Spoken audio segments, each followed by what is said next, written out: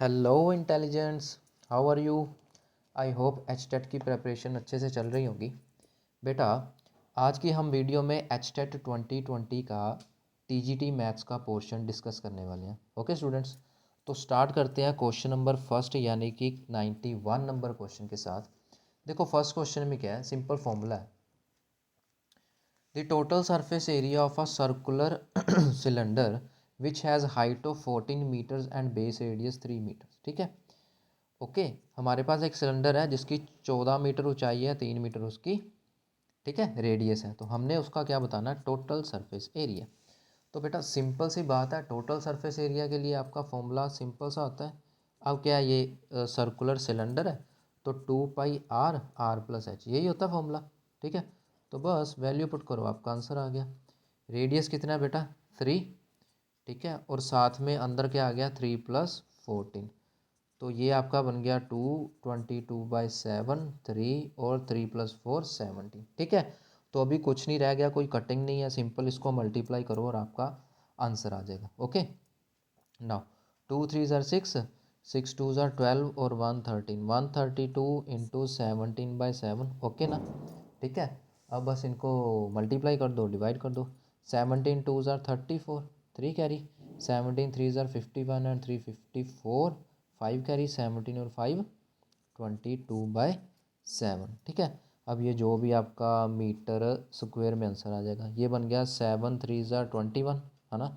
1 4 14, 17 2 = 14, फिर 0 आ जाएगा, 40, 320। ये देख लो, आगे करने की जरूरत नहीं है, 320 पॉइंट समथिंग ना, ये देख लो आपका ऑप्शन नंबर 3 बन रहा है, 320। ठीक है, बाकी में 230 है, 203 है, तो आगे देखने की जरूरत नहीं है, 320 पॉइंट समथिंग, ऑप्शन नंबर 3 बन जाएगा आपका।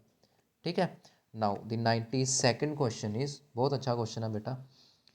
इसमें आपको देखो कैसे अपना टाइम बचाना है। The length of the hypotenuse of N isosceles right angle triangle. बेटा सबसे पहले तो आपको ये बताओ कि जैसे ये राइट एंगल ट्रायंगल है ना, मैं ट्रायंगल बना रहा हूँ यहाँ पे, देखो बेटा राइट एंगल ट्रायंगल है।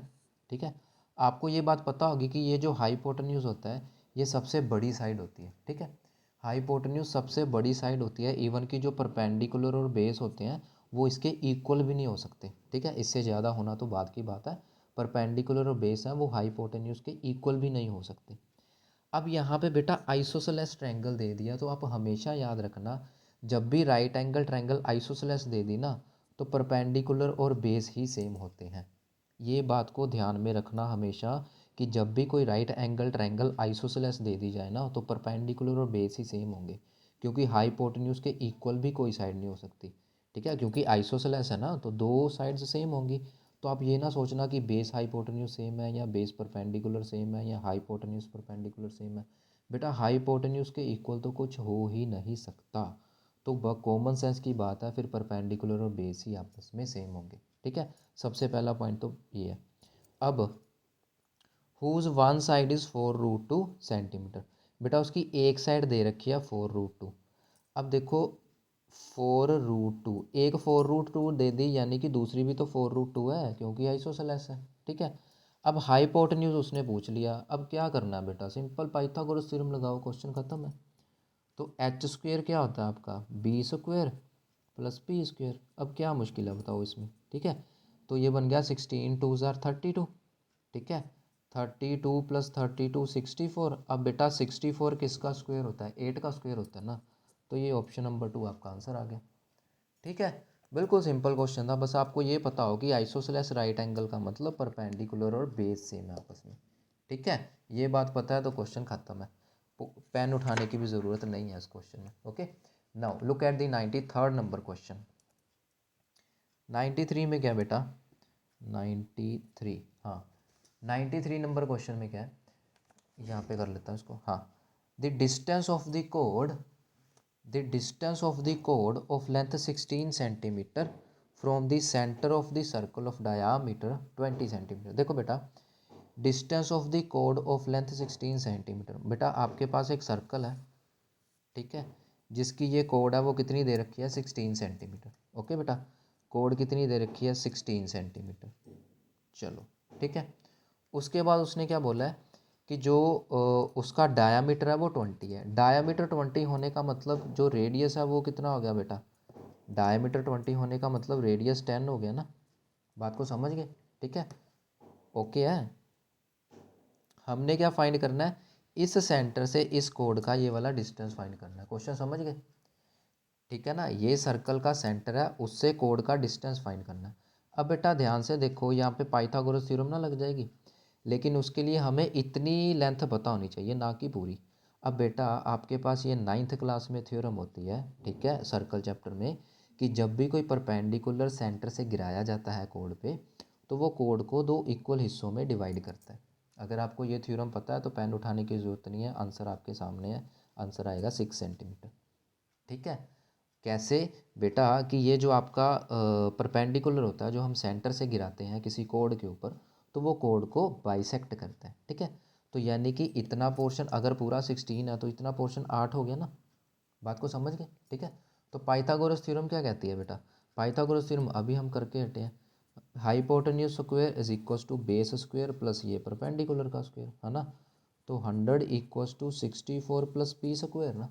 ठीक है, बिल्कुल। तो 100 माइनस 64 कितना होता है बेटा? 36 होता है ना।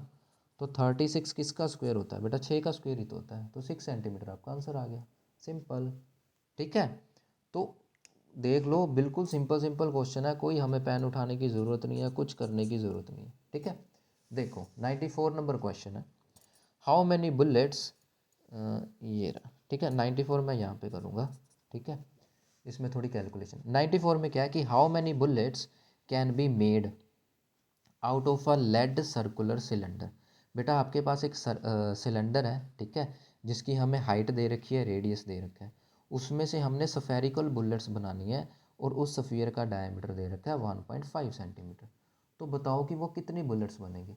बेटा ऐसे क्वेश्चन आपको लास्ट ईयर के पेपर्स में 2021 2022 में भी करवाए थे, कि जब भी हम सिलेंडर से स्फीयर बना रहे हैं, ठीक है, जब भी हम किसी एक शेप को पिघलाकर कोई दूसरी शेप बनाते हैं ना, तो बेटा दोनों शेप्स का वॉल्यूम सेम रहता है हमेशा। को पिछली वीडियोस याद हैं या आपने पिछली वीडियोस देखी हैं, तो आपको पता होगा, ये याद होगा कि मैंने ये बताया था कि जब भी एक शेप को पिघलाकर कोई दूसरी शेप बनाई जाती है, तो उनकी वॉल्यूम्स सेम रहती हैं। ठीक है, उनकी वॉल्यूम्स सेम रहती हैं, तो उसी चीज़ का हम फ़ायदा उठाते हैं। तो यहाँ पे क्या सिलेंडर है, तो बेटा सिलेंडर का वॉल्यूम और यहाँ पे ये जो सफ़ियर का वॉल्यूम है, ये दोनों क्या होंगे बेटा? सेम होंगे। ठीक है, तो सिलेंडर का वॉल्यूम होता है पाई आर स्क्वायर एच, सफ़ियर का वॉल्यूम होता है 4/3 पाई आर क्यूब। ठीक है, तो सबसे पहले तो पाई उड़ा दो। अच्छा, अब ये 4/3 पाई आर क्यूब एक सफ़ियर का वॉल्यूम है, तो जितने भी सफ़ियर हैं एन से मल्टीप्लाई करेंगे। उसने ये बोला है कि एक बड़े सिलेंडर में से ये छोटे छोटे सफ़ियर बना दिए गए। कितने बना दिए गए? मान लो एन बना दिए गए, हमें नहीं पता कितने, तो हमें वो एन बताना है कि कितने हैं, समझे। तो बेटा जो एक बड़े सिलेंडर का वॉल्यूम है, वो छोटे छोटे एन सफ़ियर के वॉल्यूम के प्लस के बराबर होगा ना। मेरी बात को समझ रहे हो? ठीक है, जो बड़े सिलेंडर का वॉल्यूम है वो छोटे छोटे एन सफ़ियर्स के वॉल्यूम के बराबर होगा ना। तो उसका पूरा वॉल्यूम क्या होगा? ये तो एक सफ़ियर का वॉल्यूम है, तो इसके बराबर बनाने के लिए उसको एन से मल्टीप्लाई करेंगे कि नहीं, बस बात ख़त्म। अच्छा, अब रेडियस कितना दे रखा है सिलेंडर का? 6 है। हाइट दे रखी है सिलेंडर की 28 है। यहाँ पे 4/3 है। यहाँ पे डायामीटर दे रखा है, तो बेटा रेडियस हो जाएगा उसका हाफ। ठीक है, इंटू एन। तो बस ये एन फाइंड करना है अपने को।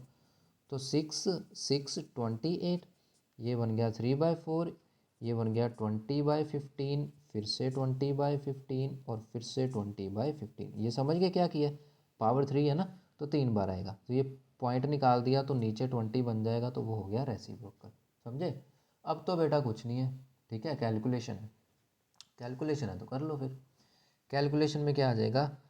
4, यहाँ पे आ गया 5, 5 3 ज़र 15, 3 3 कैंसिल, और क्या कर सकते हैं, और ये लो 3 2 ज़र 6 एंड 3 5 ज़र 15, 5 1 5 4, और क्या कर सकते हैं, फिर से ये कर सकते हैं 3 2 ज़र 6, 3 5 ज़र 15, और ये 5 और यहाँ पे 4।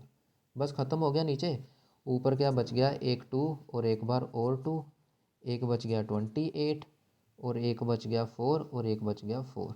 तो यानी कि आपके पास ये टोटल बच गए सब कुछ। अब इनको मल्टीप्लाई कर लो, वही आपका आंसर आ जाएगा। ठीक है, ये बन गया 2 2 ज़र 4, 4 4 ज़र 16, 16 4 ज़र 64, तो एक बार तो आ गया 64 इंटू 28, ठीक है।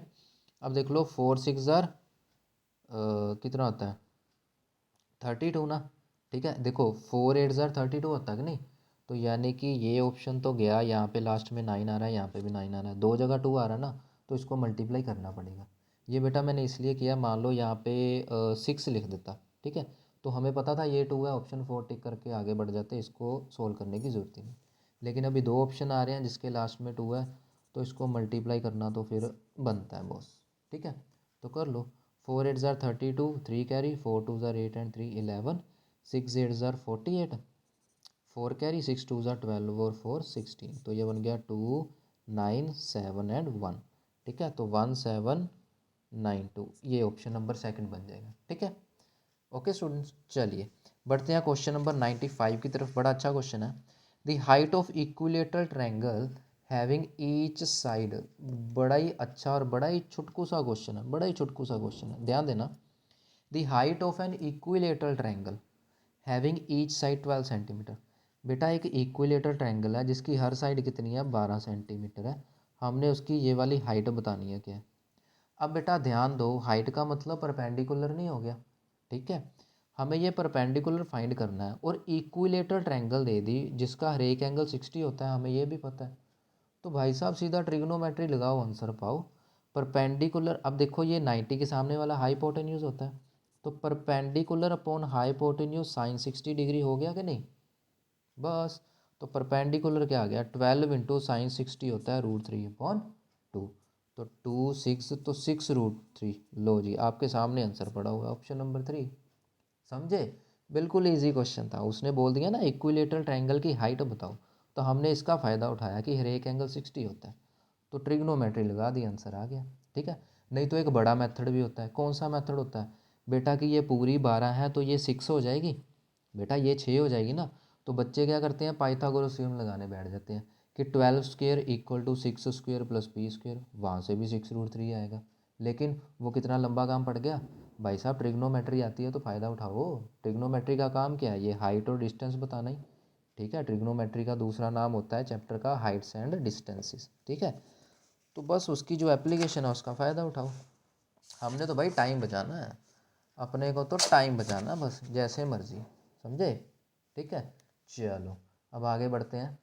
क्वेश्चन नंबर, बेटा पसंद आए ना तो कमेंट सेक्शन में ज़रूर लिखना, ऐसी ऐसी ट्रिक्स बताऊंगा टाइम बचाने के लिए, कोई नहीं बताएगा जो। चलिए 96 ट्रिक्स बेटा यही होती हैं, टाइम मैनेज, और कोई ट्रिक नहीं होती, कोई शॉर्टकट नहीं होता, बस टाइम मैनेजमेंट करनी आनी चाहिए आपको। Now tangent 1 tangent 2 tangent 3 up to tangent 89 उसकी वैल्यू बतानी है अपने को क्या, ठीक है। बेटा ध्यान देना, ये देखो टेंजेंट 1 डिग्री, ठीक है, ये मल्टीप्लाई है, आपको पता है बीच में कोई साइन ना हो तो मल्टीप्लाई होता है। टेंजेंट 2 डिग्री, टेंजेंट 3 डिग्री, पहले स्टेटमेंट लिख देते हैं, टेंजेंट 89 डिग्री। अब ध्यान से देखना कैसे आपको ट्रिक लगानी है इसमें।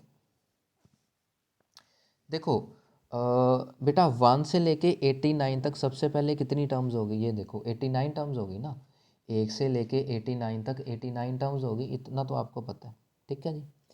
अब देखो ध्यान से बेटा, यहाँ पे अगर टेंजेंट 1 डिग्री है तो यहाँ पे टेंजेंट 89 डिग्री, इसकी हम जोड़ी बना देंगे।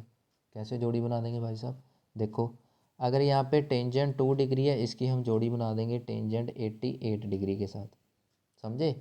अगर यहाँ पे टेंजेंट 3 डिग्री है, इसकी हम जोड़ी बना देंगे टेंजेंट 87 के साथ। अब बोलो सर आप जोड़ियाँ क्यों बना रहे हो, जोड़ियाँ बनाना भगवान का काम है, लेकिन पेपर में जोड़ियाँ बनाना हमारा काम है। देखो कैसे बेटा, टेंजेंट 1 और टेंजेंट 89 ये कट जाएंगे आपस में, क्यों, क्योंकि देखो टेंजेंट जो 89 डिग्री है उसको मैं ऐसे लिख सकता हूँ कि टेंजेंट 90 डिग्री -1, ठीक है। तो टेंजेंट 90 माइनस थीटा क्या होता है, कोटेंजेंट थीटा नहीं होता। तो ये tangent 89 degree basically cotangent 1 degree है, तो कोट थीटा और टैन थीटा कैंसिल आउट नहीं हो जाते हमेशा, बात को समझ रहे हो, ठीक है। तो मैं क्या करने जा रहा हूँ कि टेंजेंट 1 डिग्री और टेंजेंट 89 डिग्री को कर दो इकट्ठा।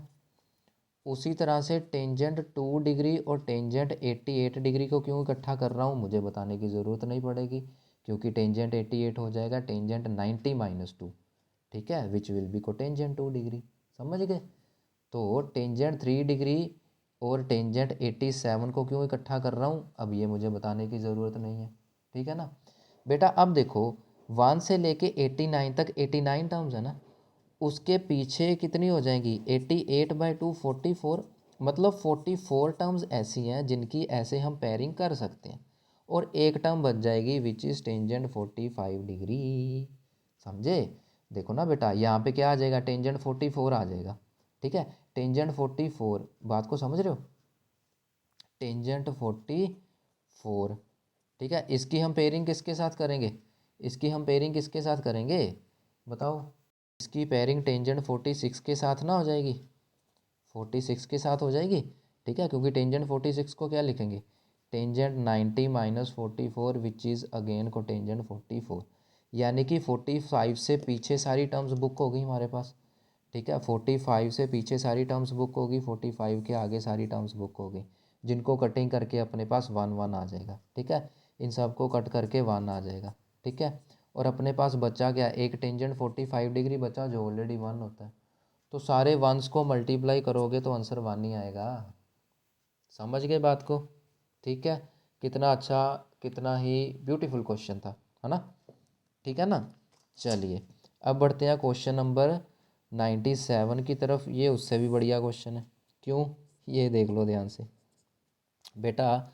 The sum and difference of the LCM and HCF of two numbers, मतलब दो नंबर्स हैं, ठीक है, दो नंबर्स हैं, उनका एचसीएफ और उनका एलसीएम का प्लस दे रखा है 592, ठीक है, और उसका जो डिफरेंस है वो भी देख रखा है, एक मिनट, पहले एलसीएम है बाद में एचसीएफ है, उनका डिफरेंस भी दे रखा है कितना बेटा 518, ठीक है। अच्छा सम ऑफ टू नंबर्स, उन दोनों नंबर का सम कितना है 296, तो हमें बेटा ए एंड बी की वैल्यू बतानी है क्या, क्वेश्चन समझ गए, ठीक है। अब बेटा ध्यान से देखो, सबसे पहले तो ऑप्शन एलिमिनेट करो। मैंने आपको लास्ट टाइम भी बताया था कि मेथड ऑफ एलिमिनेशन काम आता है, एक क्या काम आता है मेथड ऑफ एलिमिनेशन, की हम गलत ऑप्शन को एलिमिनेट करके सही ऑप्शन तक पहुंच सकते हैं, ठीक है। देखो उसने बोला कि दोनों नंबर को प्लस करके 296 बन रहा है, ठीक है, क्वेश्चन में गिवन है ना, if the sum of the numbers is 296, तो सबसे पहले तो उसने बोला है देन द नंबर्स आर, तो बताओ कौन से ये दो नंबर है। सबसे पहले तो बेटा ऐसे नंबर जिनको प्लस करके 296 नहीं आ रहा उनको रिजेक्ट कर दो। मेरी बात को समझ रहे हो क्या कह रहा हूँ मैं, सोल्व तो हम इसको कर लेंगे। सबसे पहले तो कई बार क्या होता है सोल्व करने की ज़रूरत नहीं पड़ती है, इसको बोलते हैं प्रेजेंस ऑफ माइंड। कैसे चलेगी यहाँ पे प्रेजेंस ऑफ माइंड, अगर आपको सोल्व करना नहीं आता तो देखो सम दे रखा ना 296, तो पहले तो दो नंबर ऐसे ढूंढो जिनको प्लस करके 296 नहीं आ रहा उनको कट कर दो। ये देख लो 7 और 1 8, पीछे 6 नहीं आएगा, ये तो गया। 1 + 8 9, पीछे 6 नहीं आएगा, ये भी गया। 1 + 5 6, हाँ चलो ये तो ठीक है। 8 + 7 13, पीछे 3 आएगा 6 नहीं आएगा, लो जी। ये तो भाई साहब सोल्व ही नहीं करना पड़ा, ये तो सोल्व ही नहीं करना पड़ा, बात को समझ गए। उसने बोला था दोनों नंबर को प्लस करके 296 आए, मैंने क्वेश्चन सोल्व ही नहीं किया, जिसका 296 नहीं बन रहा मैं वो रिजेक्ट करता गया, मुझे तो अपने आप आंसर मिल गया भाई साहब, सोल्व करने की जरूरत ही नहीं। तो कभी कभी एग्जामिनर इतना दयावान हो जाता है, इतना दयालु हो जाता है कि अगर आप ज़रा सा दिमाग यूज़ करो तो आपको बिना सोल्व किए एक नंबर मिल जाएगा, ठीक है। अब क्योंकि हम एग्ज़ाम हॉल में नहीं बैठे, हम सॉल्यूशन कर रहे हैं, तो हम इसको सोल्व भी करेंगे, ठीक है। मैं बस आपको ये मेथड ऑफ एलिमिनेशन बताना चाहता था which is called presence of mind, ठीक है जी। चलिए जिन दो को प्लस करके 296 नहीं आ रहा था उनको रिजेक्ट करते गए तो अपने आप 3 रिजेक्ट हो गए, बताओ हाँ, ठीक है कि नहीं। चलो अब सोल्व करते हैं इसको। देखो H C F LCM, H C F और एलसीएम का माइनस, बेटा दोनों को ऐड कर दो। जब दोनों को ऐड करोगे तो एच सी एफ और एच सी एफ कट जाएगा, एलसीएम बच जाएगा। तो ट्वाइस ऑफ एलसीएम क्या बन गया आपका, 2 और 8 10, 9 1 10 और 1 11, 5 5 10 और 1 11, ये बच गया। तो भाई साहब एलसीएम आ गया 2 5 10, 2 5 10, 2 5 10, 5 5 5 आ गया, ठीक है। अब एच सी एफ भी आ जाएगा, जहाँ मर्जी पुट कर दो। तो भाई साहब एच सी एफ कितना आ गया, ये 5 5 5 इधर आके माइनस हो जाएगा, 592 और 5 5 5 कितना बन गया, 12 में से 5 गए 7, फिर 8 में से 5 गए 3, 37 आ गया HCF। समझ गए? ठीक है जी। अच्छा, अब देखो 2 नंबर्स का प्लस दे रखा है। हमें पता है कि HCF इंटू LCM क्या होता है, 2 नंबर्स का प्रोडक्ट होता है। ठीक है, HCF कितना दे दिया 37, HCF आ गया 37, LCM आ गया 555, ये आ गया प्रोडक्ट ऑफ 2 नंबर्स। ठीक है, अब बेटा देखो क्या है, दोनों का सम दे रखा है 296, यहाँ से A और B किसी एक की वैल्यू निकाल लो। तो ये 37 और 555 को मल्टीप्लाई करा, ये बन जाएगा, मान लो मैंने B की वैल्यू फाइंड कर ली 296 माइनस ए, यहाँ से B आ जाएगा 296 माइनस ए। अब लंबा चौड़ा काम बन गया ना, इसको अंदर मल्टीप्लाई करो 37 555 296 ए माइनस ए स्क्वायर। अब देखो ये क्वाड्रेटिक बन नहीं गई, क्वाड्रेटिक बन गई। अब क्वाड्रेटिक फॉर्मूला लगाओ फालतू में, ठीक है, टाइम वेस्ट करो। तो ये बेवकूफ़ी है ना बेटा, 1 नंबर के क्वेश्चन के लिए इतना तामझाम करना। ये देखो आंसर आपके सामने पड़ा है, समझ गए? अब इसको सोल्व करना और बताना कि ये आंसर आया कि नहीं, कमेंट सेक्शन में ज़रूर बताना। ना आया तो मैं नेक्स्ट वीडियो में कर दूंगा सोल्व। ठीक है, मैंने बस इसमें हिंट देना था आपको, हिंट दे दिया। ठीक है, मेन जो बात बतानी थी वो ये थी मेथड ऑफ एलिमिनेशन, जो कि बहुत काम आता है पेपर में, बहुत काम आता है। ठीक है, चलो आगे बढ़ते हैं। क्वेश्चन नंबर 98 में, 98 क्वेश्चन में क्या है, if -2 and +3 are zeros of the quadratic polynomial this, then find a and b. इस क्वाड्रेटिक पोलिनोमियल्स की 0 -2 और 3 दे रखी है। अच्छा बेटा, एक तो ये तरीका है आपके पास, अब जो हम सब्जेक्टिव करते हैं, जो कि हम नहीं करने वाले, हम बिल्कुल नहीं करने वाले। क्यों? क्योंकि हम कम्पिटिटिव एग्जाम में बैठे हैं, तो टाइम बचाना अपना धर्म है। ठीक है, देखो सबसे पहले तो क्या करो बेटा, ऑप्शन टू क्वेश्चन जाओ, ऑप्शन टू क्वेश्चन जाओ, ए को 2 और बी को 6 पुट करो। मेरी बात को समझ रहे हो क्या कह रहा हूँ मैं? ए को 2 पुट करो, बी को 6 पुट करो, तो ये क्या बन गया, x² प्लस 3x और प्लस 6, ये बन गया। अब देख लो भाई साहब, -2 और 3 इसकी जीरोज आ रही हैं कि नहीं आ रही, समझ गए मेरी बात को? ठीक है, अब देखो सबसे पहले तो 3 पुट कर लो बेटा, यहाँ पे 3 पुट कर लोगे, सब कुछ पॉजिटिव पॉजिटिव पॉजिटिव है, तो आंसर 0 तो बनने वाला नहीं है। तो पहली ऑप्शन तो गई। मेरी बात को समझ गए बेटा? मैंने 3 पुट कर दिया, तो ये देख लो आपके सामने है, ये हमेशा पॉजिटिव आएगा, 0 तो आने वाला नहीं है। तो पहली ऑप्शन तो गई। ठीक है, दूसरी ऑप्शन देखो, ए को -2 और बी को, ठीक है, ए को -2 पुट करा तो ये बन गया -x और ये बन गया -6। ठीक है, यहाँ पे देख लो 3 पुट कर लो, ये बन जाएगा 9, 9 -3 -6 जो कि 0 बन रहा है। चलो ठीक है जी, -2 पुट करके देख लो, जो कि बन जाएगा +4, यहाँ पे आ जाएगा +2 और माइनस, ये भी बन गया। चलो भाई साहब सेकंड ऑप्शन बन जाएगा। मेरी बात को समझ गए क्या करा मैंने? ठीक है, अब मैंने क्या करा, ए को -2 पुट कर दिया, तो x² - x और -6 आ जाएगा कि नहीं? ठीक है, समझ गए? तो मैंने देख लिया 3 0 बन रही है, तो 3 को पुट करा, 9 -3 -6, हाँ भाई साहब 0 आ गया। चलो अब -2 भी पुट कर लेते हैं, -2 पुट करा तो उसका स्क्वायर +4 हो जाएगा, या माइनस माइनस +2 हो जाएगा -6, ये भी बन गया। तो बस बाकी दोनों चेक करने की ज़रूरत ही नहीं है। ठीक है, इसे बोलते हैं स्मार्टनेस, इसे बोलते हैं स्मार्ट वर्क। तो डोंट ऑलवेज यूज़, नहीं क्या बोल गया मैं, do not always use hard work. ठीक है, sometimes apply smart work also. और कम्पिटिटिव एग्जाम में बेटा स्मार्ट वर्क से ही बात बनती है। ठीक है, ये मुझे बताने की ज़रूरत नहीं है। देखो 99 नंबर क्वेश्चन, बड़ा अच्छा क्वेश्चन है बेटा, बड़ा ही अच्छा क्वेश्चन है। क्या है कि the image of the point 3,8 in the line. बेटा हमारे पास एक पॉइंट दे रखा है, ये देखो ध्यान से, वेट अ मिनट, हाँ हमारे पास ये एक पॉइंट दे रखा है 3,8। ठीक है, ये एक लाइन है x + 3y = 7, इसके विद रिस्पेक्ट इसकी इमेज बतानी है हमें, क्या होता है इमेज का मतलब, समझते हो बेटा? आप 11th 12th करके आए हो, कॉम्प्लेक्स नंबर आपने पढ़ा होगा, इसका कॉन्जुगेट इमेज होती है। ठीक है, उस चीज़ में नहीं घुसेंगे हम, यहाँ रियल नंबर की बात हो रही है, मैं बस इमेज की डेफिनेशन बता रहा हूँ। ठीक है, इमेज का मतलब क्या होता है कि प्लेन मिरर है, आपने साइंस में प्लेन मिरर की डेफिनेशन, प्लेन मिरर की प्रॉपर्टीज़ भी पढ़ी है, जितना प्लेन मिरर के इधर ऑब्जेक्ट होता है उतना ही प्लेन मिरर के इधर इमेज होती है। यानी कि ये जो है that is, this is the exactly middle point, this is the exactly mid point. समझे मेरी बात? ठीक है, साइंस में पढ़ते हो छोटी क्लास में, ठीक है ना। चलिए, तो इसको करने का बड़ा आसान तरीका है। देखो बेटा, एक तो ये है कि ये मिड पॉइंट है ना, ये बेटा मिड पॉइंट है। तो मिड पॉइंट का फॉर्मूला क्या होता है, ए प्लस बी बाई टू, और यहाँ पे y1 प्लस y2/2, यही मिड पॉइंट के कोऑर्डिनेट होते हैं। अब देखो बेटा, ये जो मिड पॉइंट है इस लाइन के ऊपर लाई नहीं कर रहा, इस लाइन के ऊपर लाई करना है ना, तो मैं x की जगह इसको पुट करूँगा, प्लस 3 टाइम्स y की जगह इसको पुट करूँगा, इक्वल टू 7 लिख दूँगा। ठीक है, बात को समझ गए। तो ये बन गया 3 plus a plus 8×3 = 24 plus 3b equals to 14। LCM ले लिया ना, तो 2 एलसीएम आएगा, वो उधर जाके मल्टीप्लाई। तो आपके पास a plus 3b equals to क्या आ जाएगा, यहाँ पे आ गया -10 -13 आ गया आपके पास एक इक्वेशन। तो ठीक है, अब दूसरी इक्वेशन ए बी में कैसे बनाएंगे बेटा, ये देखो आपके पास एक ये लाइन होती है, ये दोनों हमेशा परपेंडिकुलर होती हैं। ये तो कॉमन सेंस की बात है ना, मिरर के साथ आप और आपकी इमेज बनाने वाली लाइन हमेशा परपेंडिकुलर होती है। और हमें पता है 11th में हम पढ़ते हैं कि परपेंडिकुलर लाइन की स्लोप का प्रोडक्ट हमेशा -1 होता है। ठीक है, तो बेटा इसकी स्लोप क्या आएगी, y2 - y1 upon x2 - x1।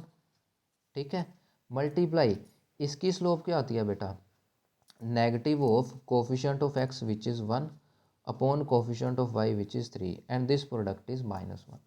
मेरी बात को समझ रहे हो, मेरी बात को समझ रहे हो कि नहीं। ठीक है, तो बस तो इनको मल्टीप्लाई कर दो, आपका आंसर आ गया। तो ये माइनस माइनस तो कैंसिल हो गया, ये बन गया b - 8 equals to 3a - 9। Okay, तो ए बी से एक और इक्वेशन बन गई, ये बन गया 3a - b equals to 1, equation number 2। मेरी बात को बेटा समझ गए ना मैं क्या कहना चाहता हूँ। ठीक है, ये दोनों लाइंस आर ऑलवेज परपेंडिकुलर, तो इसकी स्लोप और इसकी स्लोप का प्रोडक्ट -1। अब इसकी स्लोप निकलेगी y2 - y1 upon x2 - x1, जो कि मैंने यहाँ पे लिख दिया। और इसकी स्लोप आती है negative coefficient of x upon coefficient of y। ठीक है, अब दो आपके पास 1 2 इक्वेशन है, जैसे मर्जी इनको सोल्व करो, ए बी की वैल्यू निकाल लो। बात को समझ गए। ठीक है, अब देखो एक तो ये है, इसको सोल्व कर लो, दूसरा है यहाँ से पुट कर लो। ठीक है, हम इसको सोल्व कर लेते हैं। मैं यहाँ से ए और बी, वैसे तो वैल्यू निकालनी अच्छी रहेगी, क्योंकि देखो बेटा बी की वैल्यू बी की वैल्यू बी की वैल्यू बी की वैल्यू चारों में अलग अलग है, तो बी की वैल्यू फाइंड कर लो, ए करने की ज़रूरत ही नहीं है। ठीक है, सिमिलरली बेटा यहाँ पे ए अलग है, यहाँ पे ए अलग है, यहाँ पे ए अलग है, यहाँ पे ए अलग है, चारों में ए अलग है ना, तो ए फाइंड कर लो, जोन सा ए मैच कर गया उसको टिक कर देना, बी करने की ज़रूरत ही नहीं है। समझ गए। चलिए, तो यहाँ पे देख लो, यहाँ पे देखो ऑलरेडी माइनस है ना, तो इनके कोफिशिएंट सेम कर लो, ए फाइंड कर लो। ये बन गया a + 3b इक्वल्स टू -13। इसको 3 से मल्टीप्लाई कर दो, ये बन जाएगा 9a - 3b, इसको 3 से मल्टीप्लाई करा तो 3 आ गया। ठीक है, तो ये बन गया 10a इक्वल्स टू -10। ओके, तो a की वैल्यू क्या आ गई बेटा, -1। a की वैल्यू -1 देखो कहाँ पे है, 4th ऑप्शन में। ठीक है, तो बी ऑटोमेटिकली -4 ही होगा। ठीक है, आप पुट करके देख लेना, ये देख लो ए को -1 पुट कर दिया, तो -3 - b 1 आ गया ना, तो बी की वैल्यू आ गई -4। ठीक है, चलिए अब 100 नंबर क्वेश्चन करते हैं, बड़ा अच्छा क्वेश्चन है बेटा। ठीक है ना बेटा, देखो आपको ट्रिक्स का मतलब सिर्फ ये नहीं होता कि आपको शॉर्टकट बता देने हैं, वो रट्टे वाला काम हो जाता है बेटा। हम रट नहीं रहे, मैथमेटिक्स को रटना नहीं है कभी। ठीक है, शॉर्ट ट्रिक्स का मतलब होता है टाइम बचाने वाले तरीके, बस। शॉर्ट ट्रिक्स का मतलब होता है टाइम बचाने के तरीके। देखो 100 number question, 10 persons are seated at a round table. ठीक है, एक गोल टेबल है, उसके ऊपर 10 लोग बैठे हैं। The probability that 2 particular person sit together, उसने क्या, 2 पर्सन एक साथ ही आएंगे। ठीक है, राउंड टेबल पर लोग बैठे हैं, तो उसने कहा कि ये दोनों की जोड़ी है, ये ए और बी, ये कहते भाई साहब हम तो इकट्ठे ही आएंगे। ठीक है, बाकी बच गए कितने, 9 बच गए, 1 2 3 4 5 6 7 8, 9वां कहाँ गया, ये लो 9। ठीक है, अब देखो ध्यान से बेटा, तो टोटल आउटकम्स क्या हो गई, अब 10 बंदे हैं ना, 10 बंदों को राउंड टेबल पे बिठाना, तो आपको पता है कितने परमुटेशंस होते हैं, 10 - 1 यानी कि 9 फैक्टोरियल होते हैं। ठीक है, अब देखो फेवरेबल आउटकम्स के अकॉर्डिंग, फेवरेबल क्या कह रही हैं कि भाई साहब 2 लोगों को इकट्ठे बिठाना है। अब 2 को इकट्ठे बिठा दिया तो कितने बच गए, 1 2 3 4 5 6 7 8 9। मेरी अच्छा ये एक ज़्यादा बन गया क्या, हाँ 1 2 3 4 5 6 7 8 9 10, हाँ ठीक है। ये 8 हो गए और ये एक हो गया ना 9। मेरी बात को समझे, हम ऐसे ही करते हैं हमेशा परमुटेशंस में कि जिनको साथ बिठाना उनको एक मान लेते हैं। तो 1 2 3 4 5 6 7 8 9। अब 9 बंदों को राउंड टेबल पे बिठाने के लिए कितने तरीके हैं बेटा, 8 फैक्टोरियल तरीके हैं, ठीक है। अब क्योंकि ये 2 बंदे खुद भी तो सीट 2 फैक्टोरियल से एक्सचेंज कर सकते हैं ना, मैं आगे बैठ गया वो पीछे बैठ गया, या वो आगे बैठ गया मैं पीछे बैठ गया, समझे। तो जो हमारी प्रोबेबिलिटी बन गई वो क्या होती है, favourable outcomes upon total number of outcomes. बस अब इसको सोल्व कर लो जो भी आपका आंसर बनता है। तो ये बन गया 8 factorial into 2 upon 9 into 8 factorial, तो 2/9 आपका आंसर आ गया सिंपली। ये रहा ऑप्शन नंबर 2। मेरी बात को समझ गए, हमने सिर्फ परमुटेशंस यूज़ करी हैं कि n-1 जो उसका फॉर्मूला होता है, ठीक है। 101 तो बेटा सिंपल आ गया आपका पेडागोजी का। Diagnostic test for fundamental process in arithmetic, this was developed by, कौन था ये, हाँ ये जीटी रोड वाले बंदे, ठीक है, जीटी बर्जवेल and Lenore John. Okay, now question number 102 is, बड़ा अच्छा क्वेश्चन है ये तो बेटा आपके पिछले साल भी आया हुआ है, मतलब पिछला पेपर सोल्व करा था तब भी आया था कि statistical major which can not be determined graphically, graph पे किसको नहीं देखा जा सकता बेटा, मीन को नहीं देखा जा सकता, ठीक है। नाउ 103 इसके जैसा क्वेश्चन भी आया है, कहीं यही तो नहीं आया, चलो सोल्व कर लेते हैं फिर भी। 3 angle A 4 angle B 6 angle C, ये तीनों इक्वल दे रखे हैं तो अपने को एंगल ए बताने का है, समझे, ठीक है। तो 3 angle A equals to 4 angle B equals to 6 angle C, मान लो ये एक्स है, ठीक है। हमें एंगल ए बताना है। अब हमें बता बेटा कि एक ट्राइंगल के तीनों एंगल को प्लस करके 180 डिग्री आता है, अपने को पता है, ठीक है। तो एंगल ए क्या आ जाएगा, x/3, एंगल बी क्या आ जाएगा, x/4, और एंगल सी क्या आ जाएगा, x/6, जो कि क्या बन गया 180 डिग्री, ठीक है।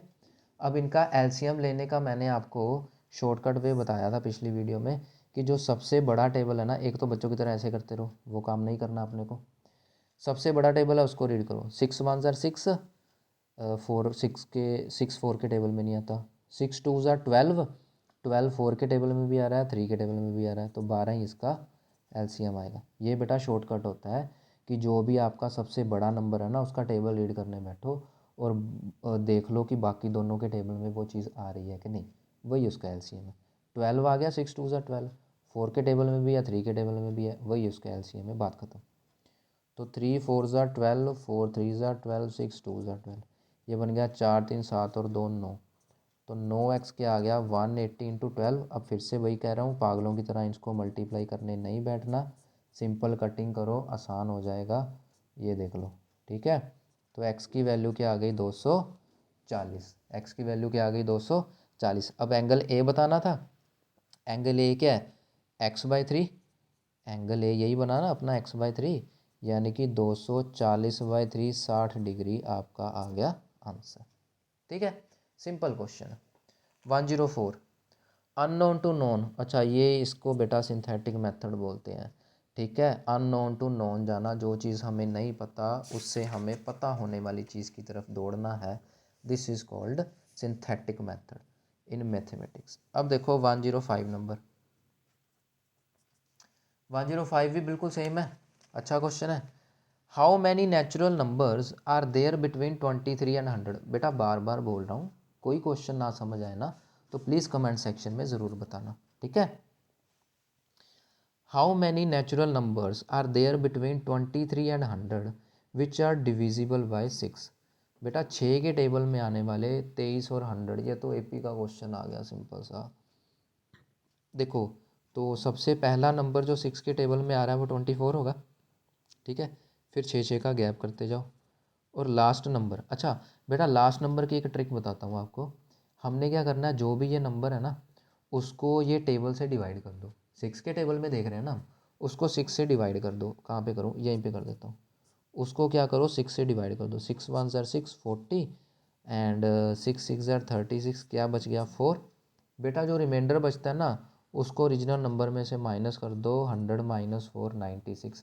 ये आपका लास्ट नंबर आएगा जो 6 से डिविजिबल है। करके देख लो, ठीक है, करके देख लो। 6 1 ज़र 6 36, 6 ज़र 30, लो जी बन गई ना बात, ठीक है।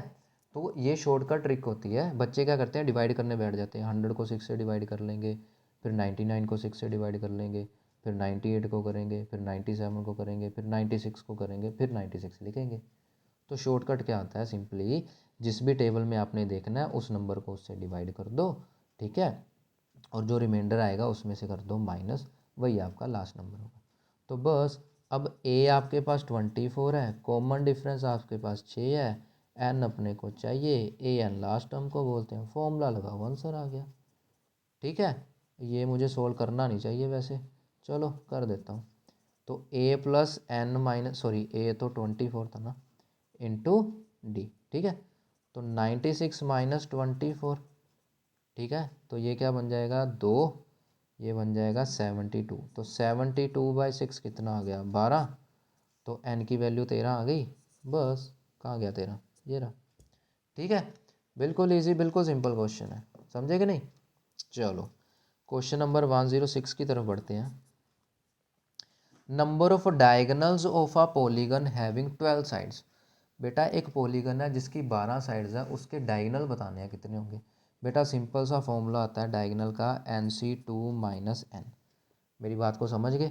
डायगोनल्स का फॉर्मूला होता है NC2 minus n, where n is the number of sides, ठीक है।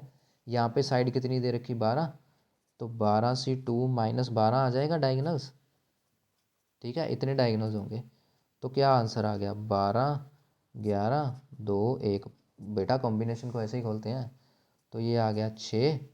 तो 66 माइनस 12 कितना आ जाएगा, 6 में से 2 गए 4, 6 में से 1 गए 5, 54। उसके 54 डायगोनल्स होंगे।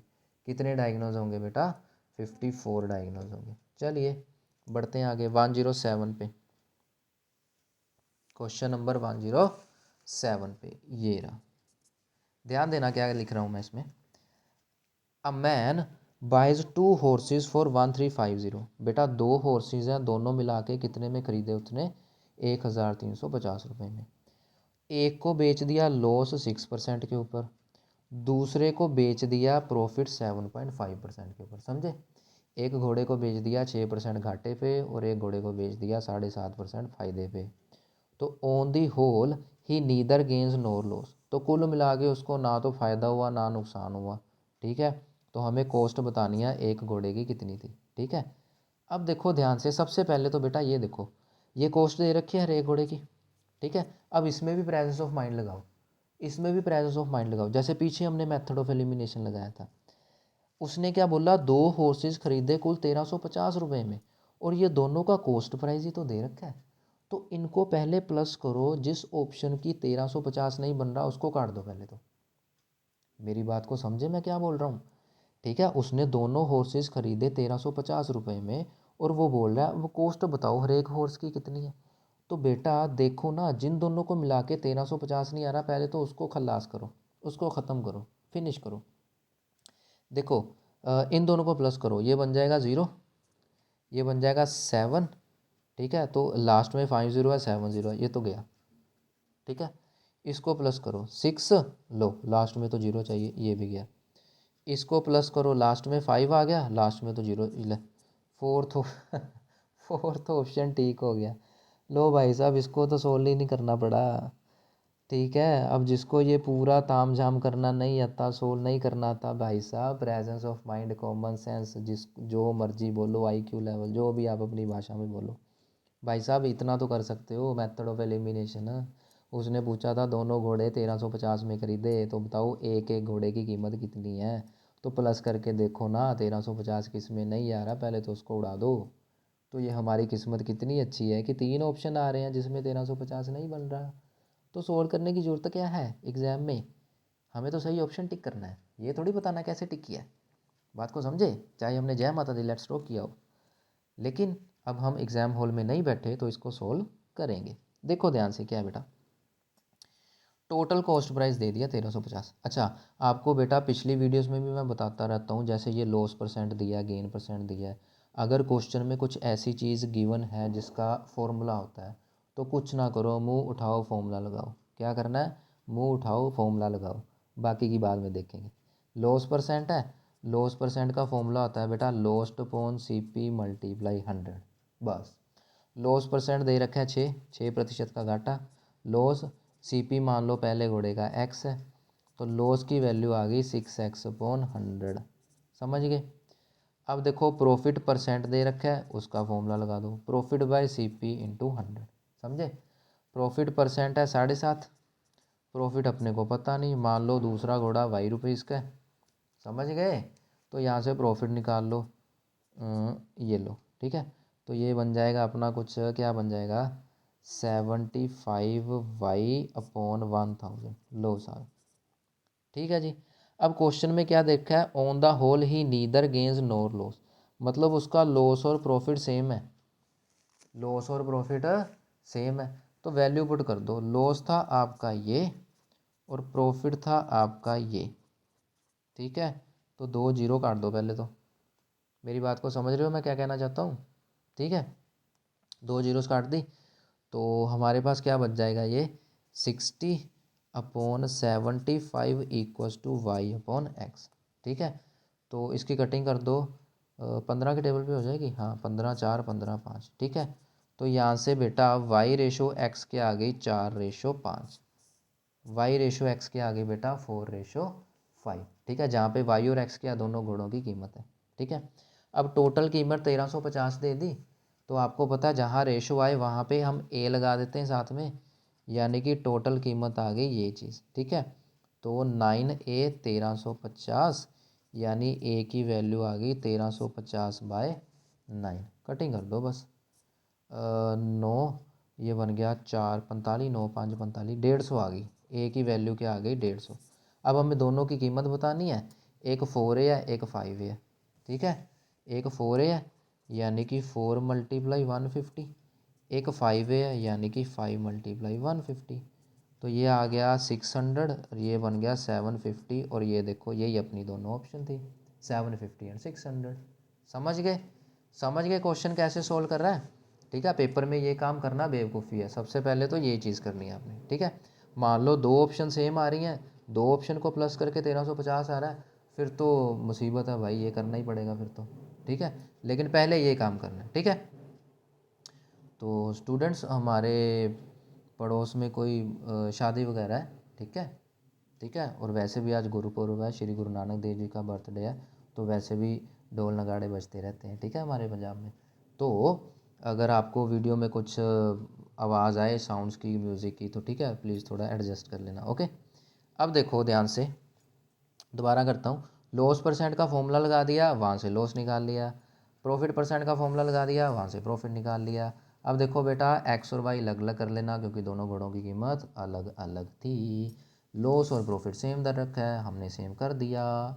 दोनों की कॉस्ट प्राइस का रेशो निकाल लिया, वहाँ से कॉमन की वैल्यू आ गई, तो हमारे पास दोनों का कॉस्ट प्राइस सेपरेटली आ गया, ठीक है।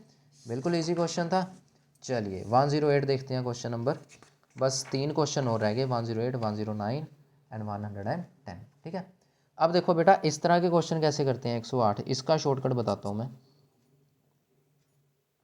Decimal expansion of the number 14753 upon 1250 will terminate after एक डेसिमल प्लेस 2 3 4। मतलब वो ये कहना चाहता है कि जब हम इसको डिवाइड करेंगे तो डेसिमल के बाद कितने डिजिट्स आएंगे, एक डिजिट ही आएगा, 2 डिजिट आएंगे, 3 डिजिट आएंगे या 4 डिजिट आएंगे। बेटा ऐसे क्वेश्चन करने की शॉर्टकट ट्रिक होती है, आपने ये न्यूमिनेटर से कोई लेना देना नहीं, आप सीधा डिनोमिनेटर को पकड़ो, आप सीधा डिनोमिनेटर को पकड़ो, उसके कर दो फैक्टर। 125 होता है 5 का क्यूब, ये होता है 2 × 5, तो ये बन गया 2 की पावर 1 5 की पावर 4। बेटा जो मैक्सिमम पावर होती है ना, उतने डेसिमल प्लेस के बाद वो स्टॉप करेगा। मेरी बात को समझ रहे हो? चुपचाप क्या करना है, डिनोमिनेटर को पकड़ो, उसकी कर दो फैक्टराइजेशन, उसमें 2 और 5 वाले फैक्टर्स आएंगे, ठीक है जी। तो तुमने देखना है मैक्सिमम पावर क्या है, ये नहीं देखना कि 2 की मैक्सिमम पावर क्या है या 5 की मैक्सिमम पावर क्या है, 2 5 से कोई लेना देना नहीं। तुम ये देखो मैक्सिमम पावर कितनी आ रही है, 4 आ रही है ना, चाहे वो 5 की पावर 4 हो चाहे 2 की पावर 4 हो, अपने को इससे कोई लेना देना नहीं। मेरी बात को समझ गए, अपने को इससे कोई लेना देना नहीं। तुमने देखना है मैक्सिमम पावर कितनी है आफ्टर उतने डेसिमल प्लेसेस, जो आपकी एक्सपेंशन होगी वो टर्मिनेट होगी। ठीक है, चलिए क्वेश्चन नंबर 109 सॉल्व करते हैं। 109 क्वेश्चन में क्या है, if the area of one face of a cube is 1.5 times the perimeter of the same face. देखो ध्यान से बेटा, क्यूब का फेस क्या होता है, स्क्वायर होता है, आपको पता है। जो क्यूब है वो स्क्वायर से मिलके बनता है, ठीक है। जो क्यूबॉइड है वो रेक्टेंगल से मिलके बनता है। अब क्यूब का एक फेस का एरिया, अब क्यूब का फेस क्या स्क्वायर है, तो स्क्वायर का एरिया क्या होता है, साइड मल्टीप्लाई साइड। वो किसके इक्वल है, 1.5 टाइम्स द पेरीमीटर। अब पेरीमीटर क्या होता है, 4 मल्टीप्लाई साइड होता है स्क्वायर का। मेरी बात को समझे, इस क्वेश्चन में कुछ नहीं था, बस यही था कि आपको क्यूब के फेस के बारे में पता है कि नहीं। अगर आपको उसका पता है तो आंसर आपके सामने है, नहीं तो कुछ नहीं हो सकता। क्यूब का जो फेस होता है वो स्क्वायर होता है। उसने बोल दिया कि जो स्क्वायर का एरिया है यानी कि साइड मल्टीप्लाई साइड, वो किसके इक्वल है, 1.5 टाइम्स के इक्वल है। 1.5 टाइम्स किसका, पेरीमीटर का। स्क्वायर का पेरीमीटर 4 मल्टीप्लाई ए होता है। तो बस वहाँ से तुम्हारे पास ए की वैल्यू आ गई, 1.5 इंटू 4, इसकी कटिंग कर दो, ये आ गया 2, ये आ गया 5, ये आ गया 5 और 3, कितनी साइड आ गई, 6 सेंटीमीटर। हमें वॉल्यूम बताना, ले भाई साहब ये कोई क्वेश्चन हुआ। वॉल्यूम क्या होता है, side multiply side multiply side, 6 की पावर 3 यानी कि 216, ये रहा। ठीक है, ऑप्शन नंबर 3 बन जाएगा 216, सिंपल, समझ गए। चलिए last question of the video देखते हैं, 110 क्वेश्चन। लास्ट क्वेश्चन बेटा क्या कहता है, the distance between the parallel lines y equals to 2x plus 4, ठीक है, and 6x equals to 3y plus 5। बेटा पहले तो इसको स्टैंडर्ड फॉर्म में लिख लेते हैं। स्टैंडर्ड फॉर्म ये होती है अपनी, ax plus by plus c equals to 0। ठीक है, यानी सबसे पहले x की टर्म, उसके बाद y की टर्म, उसके बाद कॉन्स्टेंट टर्म। तो इसको पकड़ लो पहले, तो ये आ गया 2x minus y plus 4 equals to 0। दूसरा क्या है, 6x माइनस 3y, एक मिनट, 6x इधर गया ना, तो -3y माइनस 5 इक्वल्स टू 0। ठीक है, सबसे पहले तो बेटा इसमें से ना क्या करो, तुम 3 कॉमन कर लो। 3 कॉमन कर दोगे तो एक तो ये आ गई, दूसरी क्या आ गई हमारे पास, 2x minus y minus 5/3 equals to 0। मेरी बात को समझ गए, 3 से डिवाइड कर दिया, क्यों, क्योंकि बेटा पैरेलल साइड की निशानी यही होती है कि उनके एक्स कोफिशिएंट्स और वाई कोफिशिएंट्स सेम होते हैं, कांस्टेंट से कोई लेना देना नहीं। ठीक है, तो जो अपनी पैरेलल लाइन होती है उसकी सबसे पहली निशानी यही होती है कि उसके जो एक्स कोफिशिएंट्स हैं वो सेम होते हैं, जो वाई कोफिशिएंट है वो सेम होते हैं, कांस्टेंट से कुछ लेना देना नहीं। अब देखो उन दोनों में डिस्टेंस बोल दिए ना, तो डिस्टेंस का सिंपल सा फार्मूला होता है, दोनों के कांस्टेंट्स को कर दो माइनस, 4 माइनस -5/3, दोनों के कांस्टेंट्स को कर दिया माइनस, और नीचे जो x का कोफिशिएंट है और y का कोफिशिएंट है उसका कर दिया स्क्वायर विद अंडर रूट। मेरी बात को समझ गए क्या कहना चाहता हूँ मैं, ठीक है, मेरी बात को समझ गए क्या कहना चाहता हूँ मैं। क्या करना है, दोनों के कांस्टेंट्स को कर दो माइनस, और दोनों के x कोऑर्डिनेट का स्क्वायर और y कोऑर्डिनेट बोल रहा हूँ, कोफिशिएंट का स्क्वायर अंडर दी रूट। तो ये बन गया 4 + 5/3, ठीक है, और नीचे बन गया 4 और 1 5 का रूट। ठीक है, तो ये बन गया 4 तिये 12 और 5 17, 17/3√5, 17/3√5। ठीक है, 17/3√5। अब 17/3√5, ये तो कोई ऑप्शन ही नहीं है, 17/3√5। अच्छा, हाँ ये देखो सेकंड ऑप्शन ठीक है। कैसे उसने घुमा दिया, देखो ये भी उसकी ट्रिक होती है एग्जामिनर की, कि आपने आंसर निकाल दिया फिर भी आप सही नहीं टिक कर पाओगे। बेटा इसको अब करो रैशनलाइज।